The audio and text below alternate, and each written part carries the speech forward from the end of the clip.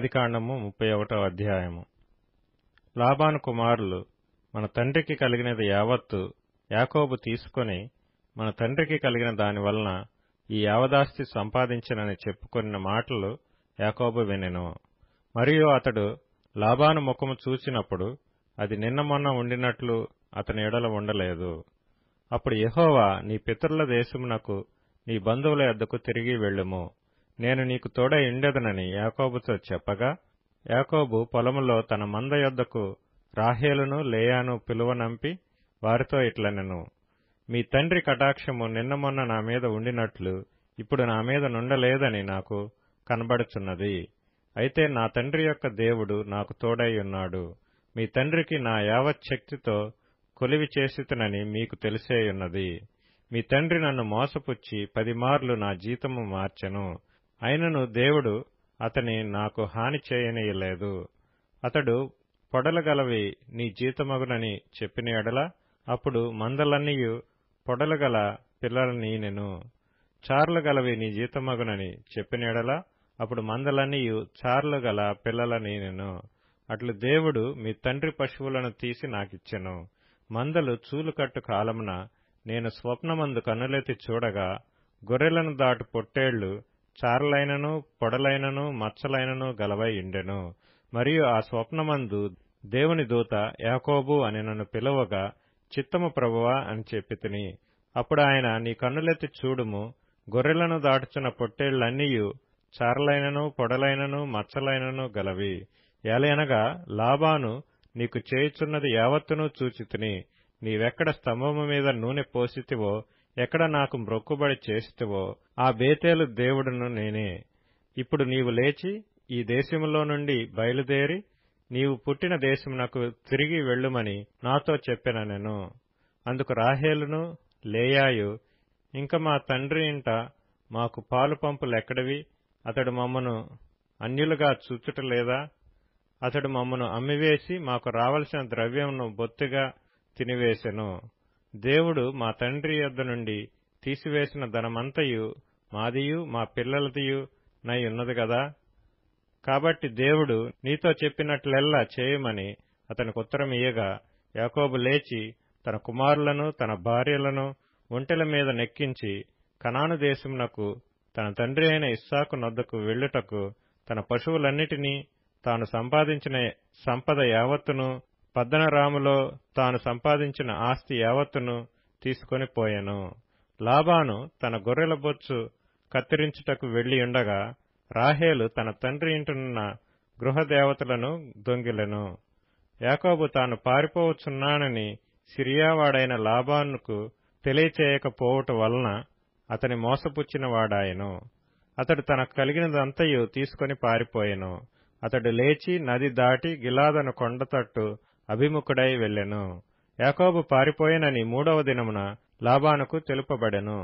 అతడు తన బంధువులను వెంటబెట్టుకొని 7 దినముల ప్రయాణమంత దూరము అతని తరుముకొని పోయి గిలాదు కొండమీద అతన్ని కలుసుకొనెను. ఆ రాత్రి స్వప్నమందు దేవుడు సిరియావాడైన లాబాను నొద్దకు వచ్చి, నీవు యాకోబుతో మంచిగాని చెడ్డగాని పలుకకుము, జాగ్రత్త సుమి అని అతనితో చెప్పెను. లాబాను యాకోబును కలుసుకొనెను. యాకోబు తన గుడారము ఆ కొండ మీద వేసుకుని ఉండెను. లాబానును తన బంధువులతో గిలాదు కొండ మీద గుడారం వేసుకొనెను. అప్పుడు లాబాను యాకోబుతో, నీవేమి చేసితివి? నన్ను మోసపుచ్చి కత్తితో చెరపట్టబడిన వారిని వలె నా కుమార్తెలను కొనిపోవనేలా? నీవు నాకు చెప్పక రహస్యముగా పారిపోయి నన్ను మోసపుచ్చితివేలా? సంభ్రమముతోనూ పాటలతోనూ మద్దెలతోనూ సితారాలతోనూ నిన్ను సాగనంపుదునే.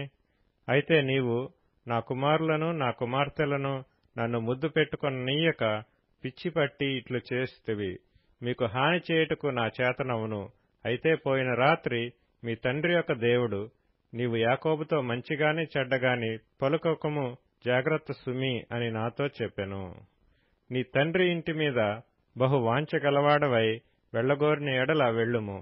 నా దేవతల నేల దొంగిలితివనగా, యాకోబు, నీవు బలవంతముగా నా యొద్ద నుండి నీ కుమార్తెలను తీసుకొందువేమో అనుకొని భయపడితిని. ఎవని యొద్ద నీ దేవతలు కనబడునో వారు బ్రతకకూడదు. నీవు నా యొద్దనున్న వాటిని మన బంధువుల ఎదుట వెదకి నీ దానిని తీసుకొనుమని లాబానుతో చెప్పెను. రాహేలు వాటిని దొంగిలనని యాకోబునకు తెలియలేదు. లాబాను యాకోబు గుడారములోనికి, లేయా గుడారములోనికి, ఇద్దరు దాసీల గుడారములోనికి వెళ్ళెను గాని అతనికేమీ దొరకలేదు. తరువాత అతడు లేయా గుడారంలో నుండి బయలుదేరి రాహేలు గుడారములోనికి వెళ్ళెను. రాహేలు ఆ విగ్రహములను తీసుకుని ఒంటె సామాగ్రిలో పెట్టి వాటి మీద కూర్చుండెను. కాగా లాబాను ఆ గుడారమందంతటను తడవి చూచినప్పటికి అవి దొరకలేదు. ఆమె తన తండ్రితో, తమ ఎదుట నేను లేవలేనందున తాము కోపపడకూడదు, నేను కడగానున్నానని చెప్పెను. అతడెంత వెదికినను ఆ విగ్రహములు దొరకలేదు. యాకోబు కోపబడి లాబానుతో వాదించి అతనితో, నీవిట్లు మండిపడి నన్ను తరుమునేలా? నేను చేసిన ద్రోహమేమి, పాపమేమి? నీవు నా సమస్త సామాగ్రి తడవి చూచిన తరువాత నీ ఇంటి వస్తువులలో ఏది దొరికెను? నా వారి ఎదుటను నీ వారి ఎదుటను అది ఇట్లు తెచ్చిపెట్టుము. వారు మన ఉభయుల మధ్య తీర్పు తీర్చుదురు. ఈ 20 ఏండ్లు నేను నీ యొద్ద నుంటిని. నీ గొర్రెలైనను మేకలైనను ఈడ్చుకొని పోలేదు. నీ మంద పొట్టేళ్లను నేను తినలేదు. దుష్టమృగముల చేత చీల్చబడిన దానిని నీ యొద్దకు తేక ఆ నష్టము నేనే పెట్టుకొంటిని. పగటియందు దొంగిలింపబడిన దాన్నేమి, రాత్రియందు దొంగిలింపబడిన దాన్నేమి నా యొద్ద పుచ్చుకొంటివి. నేను ఇలాగుంటిని, పగటి ఎండకును రాత్రి మంచుకును నేను క్షీణించిపోతిని. నిద్ర నా కన్నులకు దూరమాయెను. ఇదివరకు నీ ఇంటిలో 20 ఏండ్లు ఉంటిని. నీ ఇద్దరి కుమార్తెల నిమిత్తం 14 ఏండ్లును, నీ మంద నిమిత్తము 6 ఏండ్లును నీకు కొలువు చేసితిని. అయినను నీవు నా జీతము 10 మార్లు మార్చితివి. నా తండ్రి దేవుడు, అబ్రహాము దేవుడు, ఇస్సాకు భయపడిన దేవుడు నాకు తోడై ఉండని ఎడల నిశ్చయముగా నీవు నన్ను ఒట్టి చేతులతోనే పంపివేసి ఇందువు.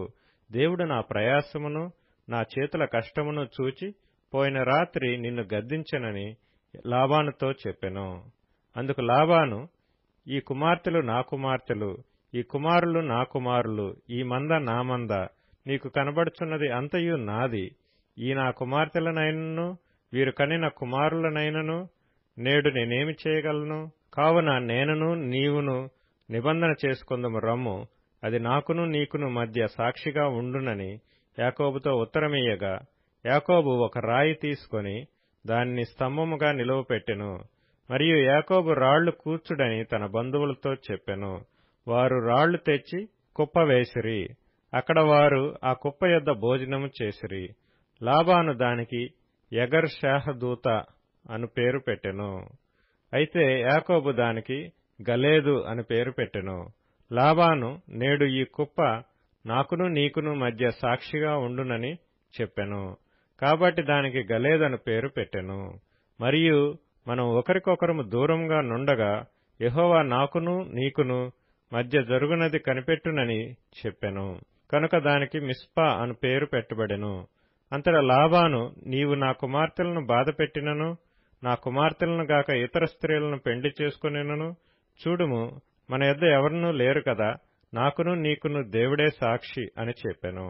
మరియు లాబాను, నాకును నీకును మధ్య నేను నిలిపిన ఈ స్తంభమును చూడుము, ఈ కుప్ప చూడుము.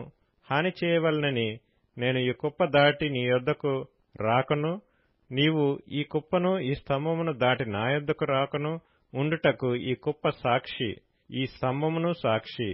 అబ్రహాము దేవుడు, నాహోరు దేవుడు, వారి తండ్రి దేవుడు మన మధ్య న్యాయము తీర్చునని చెప్పెను. అప్పుడు యాకోబు తన తండ్రి అయిన ఇస్సాకు భయపడిన దేవుని తోడని ప్రమాణము చేసెను. యాకోబు ఆ కొండ మీద బలి అర్పించి భోజనము చేయుటకు తన బంధువులను పిలువగా వారు భోజనము చేసి కొండ మీద ఆ రాత్రి వెళ్లబుచ్చిరి. తెల్లవారినప్పుడు లాబాను లేచి తన కుమారులను తన కుమార్తెలను ముద్దు పెట్టుకుని వారిని దీవించి బయలుదేరి తన ఊరికి వెళ్లిపోయెను.